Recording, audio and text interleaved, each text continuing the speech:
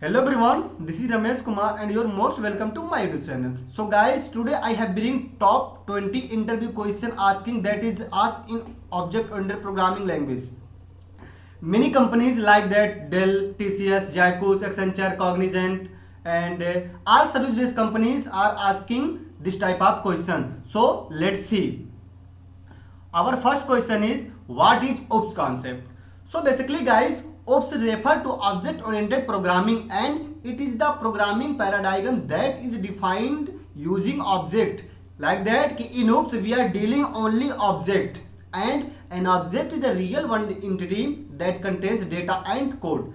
And our next question is what is the pillar of object oriented programming? So guys, there are four pillars of the object oriented programming language. First is inheritance, second is encapsulation, third is polymorphism and fourth is data abstraction. And our next question is why OOPS is so popular? So guys, with the help of OOPS pillar, it makes easy for programmer to solve complex problem. That's why it is so popular. And our next question is what are the advantage and disadvantage of OOPS? So basically programmer are able to reach their goal faster. It is an advantage and minimize the complexity. OOPS is very helpful in solving very complex level of problems. OOPS allow to the reusability of code. And if you see that disadvantage is this it is a larger programmer size and slower program in comparison to C++, and program design is tricky and proper planning is required. So all is it a disadvantage. And our next question, what are some major object-oriented programming language? So guys, C++, Java, Python, PHP, JS, .NET, Ruby, all is object-oriented programming language. And our next question, what is the class and object? So basically class is referred to as blueprint or templates as it is used to construct an object. Like that with the help of one example we see that class. So guys, we see that class like that guys we have we are designing a home. So first of all we are planning for that it is a hall, it is a kitchen, it is a bedroom. So first of all we are doing planning. Okay, after that we are creating our home, we are designing our home like that. Okay, so first after that we are design our home.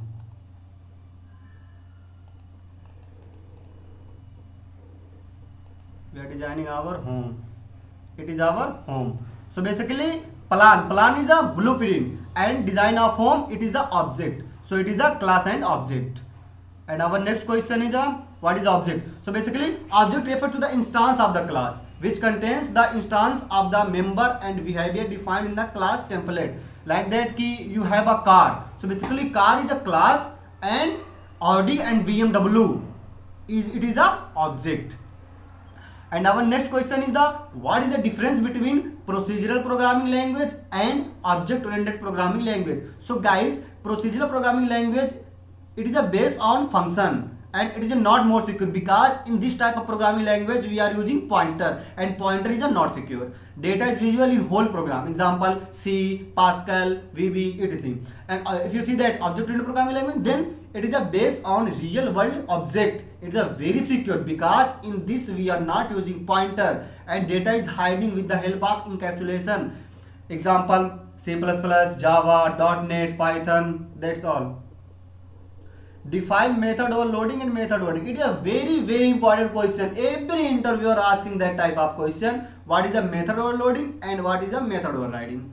So guys, if a class has multiple methods having same name but different in parameter is known as method overloading. If subclass and method overriding, if subclass any child class has the same method as the declared in the superclass parent class is known as method overriding. If you like that you are saying that method overloading and example of method overloading and method overriding. Example of method overloading and method overriding. You see that method overloading and method overriding.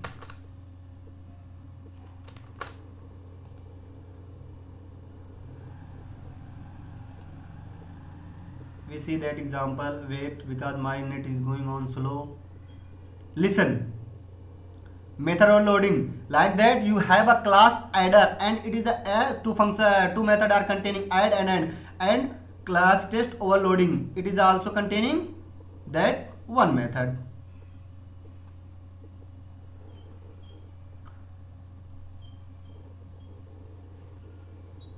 You understand method overloading, method overriding? And our next question is going on, what is a superclass and subclass? So guys, a superclass is the class from which many subclass can be created, and superclass is also known as the parent class and base class. Like that, your parents, okay, and you. So parents is your superclass and your child, so you are a subclass. And subclass is a class that is derived from superclass and it is inherited the property of the superclass. It is also known as child class or derived class. And our next question is, what is inheritance and how many types of inheritance? So guys, when one object requires all the property and behavior of a parent class is known as inheritance. So we see that type of inheritance: single inheritance, multiple inheritance, and multi-level inheritance, and hierarchical inheritance, hybrid inheritance. That's all is a inheritance, guys. And our next question is, what is polymorphism? So basically poly means many and form means form. So polymorphism means many form in polymorphism. Like that we can perform single action in different ways. It is some mistaken, guys, so please sorry for that. Like that ki a person, it is a teacher, it is a friend, it is a student, it is a customer. So all it is a polymorphism. And our next question is, what is compile time polymorphism and runtime polymorphism? So guys, basically compile time polymorphism, a polymorphism which exists at the time of compilation, is known as compile time polymorphism. Like that example for this is a method overloading, and runtime polymorphism is a polymorphism which exists at the time of execution of a program is called runtime polymorphism. Example, method overriding. What is abstraction? Guys, it is also a very important question. So basically abstraction is the process of hiding certain details and showing only essential information to the user. Like that, if we are go on ATM, then we are putting some details of our ATM card, and then we are entering then our money cash is down going on. So it is a abstraction.